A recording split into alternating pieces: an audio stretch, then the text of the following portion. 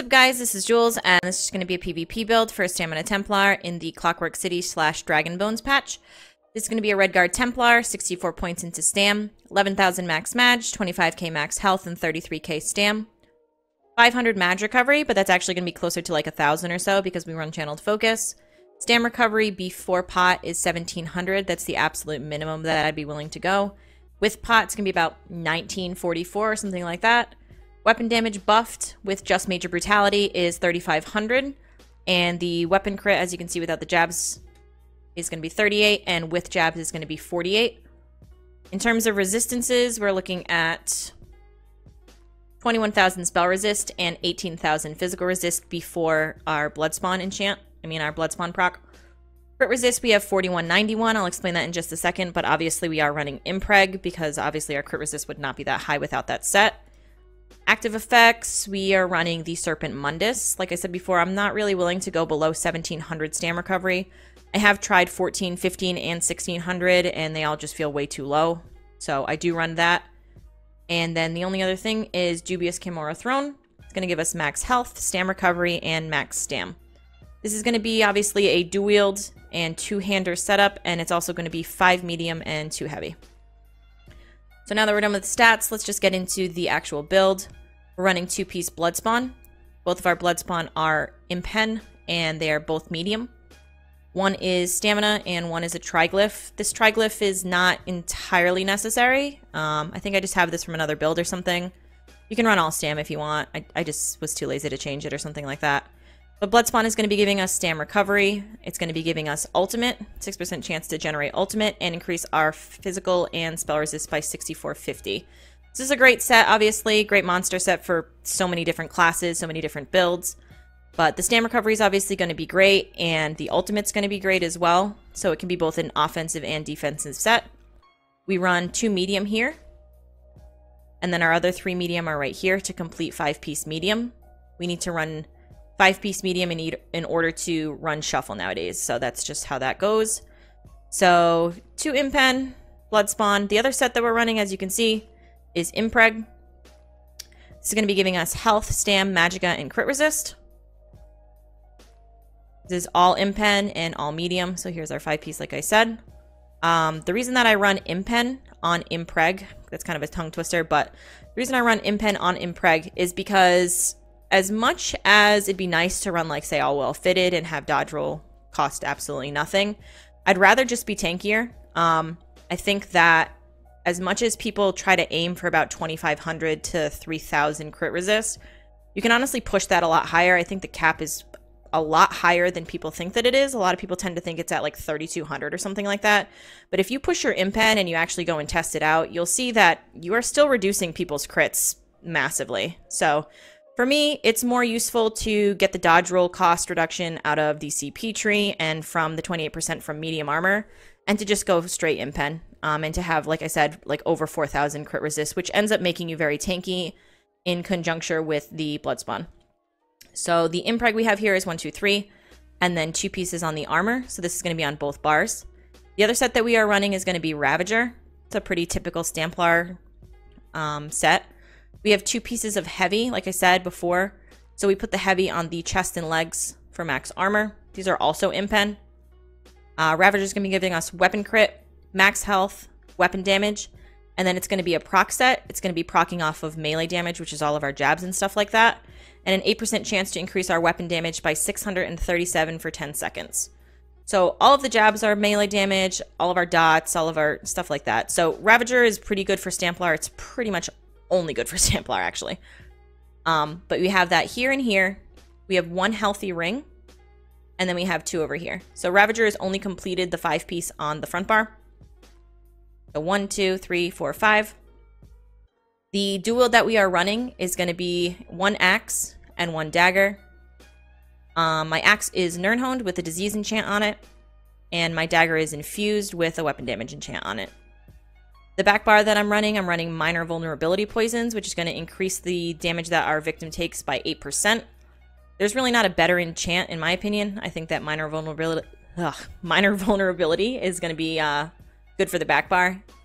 You could put a poison enchant here, I guess, but I just don't see the need, and I'd rather just have the weapon damage one on my front bar for easy access. So those are pretty much all of the sets. This is going to be giving us regen and tankability. This is going to be giving us tankability as well. And then the Ravager is going to be all of our damage. We run 3 weapon damage enchants here.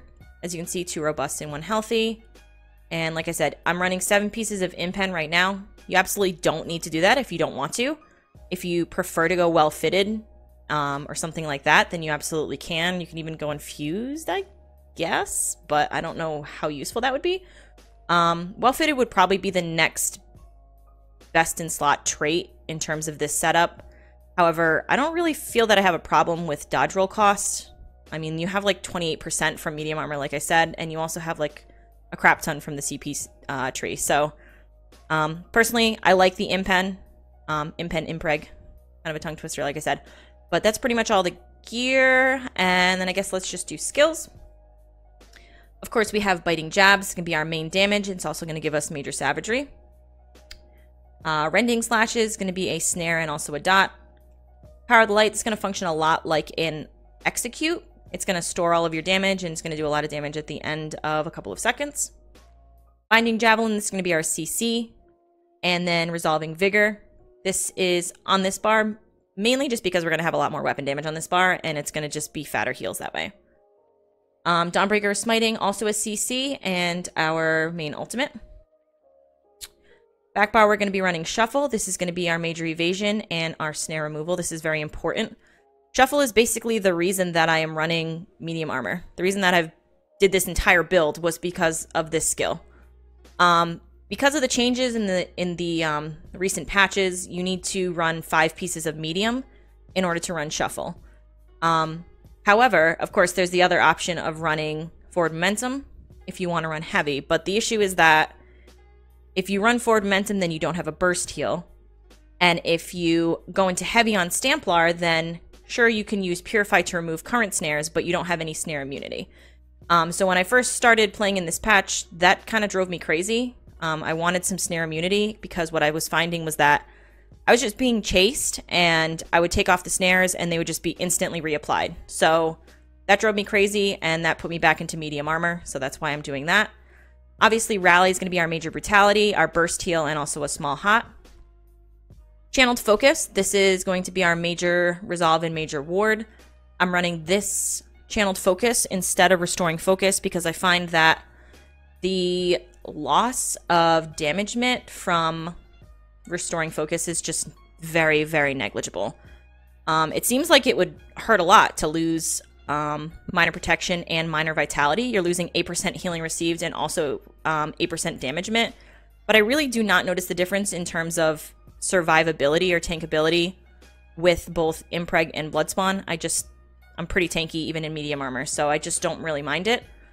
The other added benefit of running Channeled Focus, of course, is the Magicka regen that you get from it. You get 480 Magicka regen, which is quite a bit. And that's also just obviously very good for Purify. The main reason that I run Channeled Focus is because Purify is so good. Purify is going to be removing 5 negative effects. That's all kinds of things. That's debuffs, that's poisons, that's dots, that's snares. And basically when you run Channeled Focus and you have 1,000 Magicka recovery, you can Purify literally whenever you want to, which is great. So that's why we run those. Repentance is obviously going to give us a little bit of sustain, and it's also going to give us just sustain. Yeah, obviously from dead bodies, and then just the actual like stat sustain as well. Remembrance is going to be the back bar ultimate that I'm using. I used to use Werewolf, I believe, just for the regen, but this ultimate is so clutch. It's going to save you so many different times. It's a channel, but you can also cancel it. So if you want to actually let it channel for the entire 4 seconds, you're going to be regenning stam. You're going to allow yourself to kind of like get a 4 seconds to figure out what your next move is. And the other thing about this ultimate is for some reason, whenever you're channeling this ultimate, every single pug wants to dump their ultimate on you. It's crazy. Like, people will just leap you, they'll Dawnbreaker you, they'll incap you, they'll do anything to try to kill you while you're in this ultimate. And the thing is, when you're channeling this ultimate, you're completely infallible. Like, you're taking insane heals, you have major protection, you take like 30% less damage. Like, there's just there's no reason why any sensible person would be trying to do damage to you while you're in this ultimate. But for some reason, all of the pugs want to do all of the damage to you. So it soaks up a lot of damage. It gives you some time to make a decision if you're in a tough spot. And obviously it's a great heal. So, and it's very cheap as well. Both of the ultimates that we run here are 120 ultimate. And then of course, like I said before, we're getting ultimate from Bloodspawn. And I don't think I mentioned this, but we're running Decisive on the back bar. And this is going to be generating ultimate as well. So that's pretty much all of the skills. Let me just get into CP real quick. None in there. We're running 44 points into Master at Arms. This is mostly just for the initial Dawnbreaker damage and a couple other like initial dot stuff. 66 into Thaumaturge. This is going to be an important one. Obviously, this is basically a Stamina Templar dot-based build. 64 points into Mighty and 56 into Precise Strikes. As you can see, we don't have any points into Piercing. I just don't think that it's worth it to stack Pen in terms of Stamina Templar with this setup. 61 points into Ironclad. 4 points into Medium Armor. 40 into Thick Skinned, 49 into Hardy, and 49 into Ellie Defender. I'm putting a lot more points into Thick Skinned nowadays because so many things are dots that you don't even realize. Things like Dawnbreaker, Poison Injection, just so many different things. So Thick Skinned is definitely worth it, and I kind of reduced a little bit of these ones over here.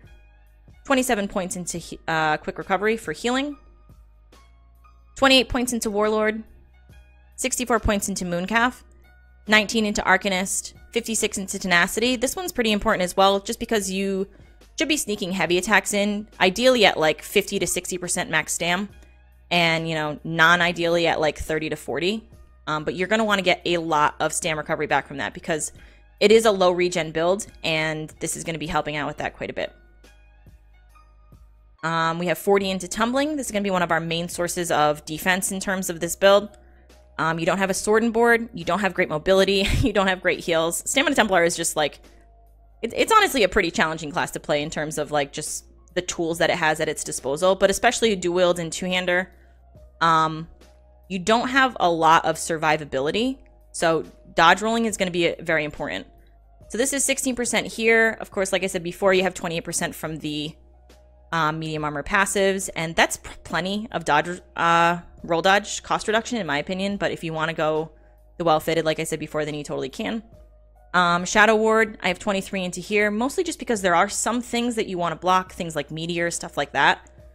There's not really a better place to put these in my opinion. You could put a couple points into Befouled if you're running the Disease Enchant, but that's not necessary in my opinion. The Shadow Ward, just because there's not really a point to stack more into other trees, basically, and there are occasions when you're going to want to block, and there are times when if you block and you don't have any points in this, then it's going to be pretty expensive because you're running dual wield and two-hander. So that's pretty much the entire build. It's pretty simple. I guess that's pretty much it. Yeah, so if you guys have any questions, comments, concerns, you want to yell at me and like tell me I'm bad, or, you know, tell me that I'm great or whatever. Thank you for watching, and I will talk to you guys later. Okay, bye.